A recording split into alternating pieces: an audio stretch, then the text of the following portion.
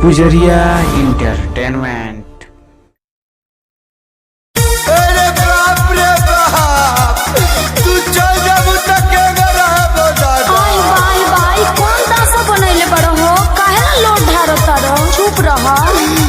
तो का करी, तू जाबू त रोल धरी त का धरी।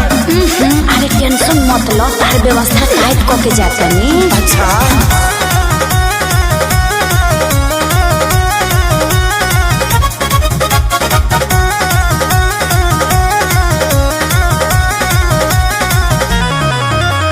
लगन में हो जाए शादी, चली जाए वो हम ससुरा।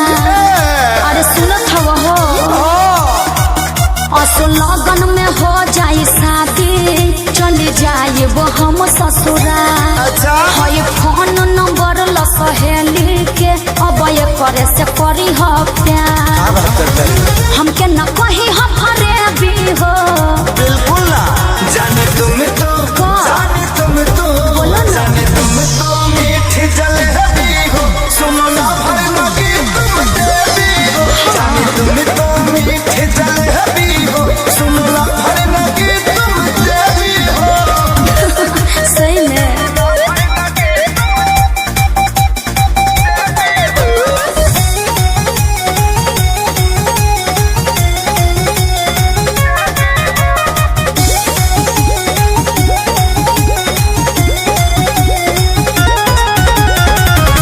जबूरी हो, ऐसे बदूरी हो, आई बिया है मैं खाए तू पूरी हो। कबो न रोई हो, हमके न जोही हो, पापा के इज्जत खातिर बाई जरूरी हो। अरे तनी फीलिंग के फील अच्छा पर तरुई न भाई त सुना का पक्का दुआरा पजाई।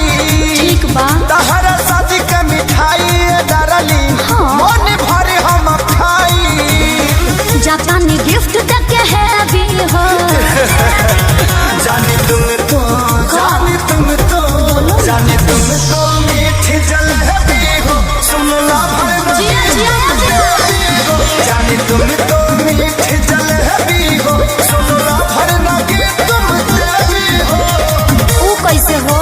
तू जब अपना सहेली के नंबर दे देबे तो हमरे नया चीज बेटा जाए ना। आई लव यू जाने, आई लव यू।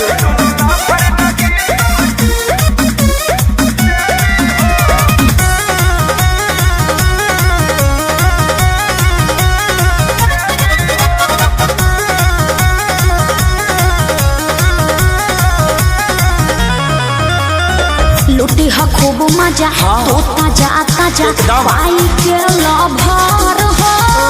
ए हो खेसारी अब की बारी, पियबे से करब हम सवार हो।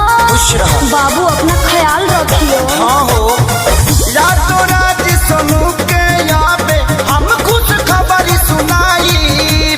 अच्छा बारू तू कितना दानी बतिया रे से बताई। अरे रखी ह ध्यान हमर बेबी हो।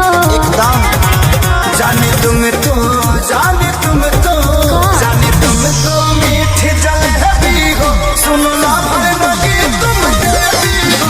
जाने तुम तो मीठी जलेबी हो, सुनो ना भर लगी तुम देवी हो। कुछ भी बोलते हो है ना।